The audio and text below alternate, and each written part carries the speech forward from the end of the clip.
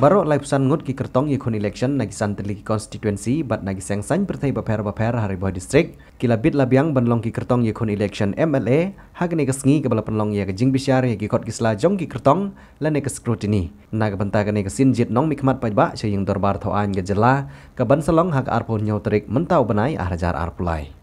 Nadu na pedang sor nong po ter cedu si office terikam jong deputy commissioner ke boh distrik lependap semam dek pajba nong kersian jong ki kertong yakun election. Bat keladon kecing deng kali ke bejur bah haki kenta ki bagi pajba kidang up nya lagi kertong bikin mi na DC office ban pentingna lagi BNM ban ikun hakening election jit nong mikmat pajba.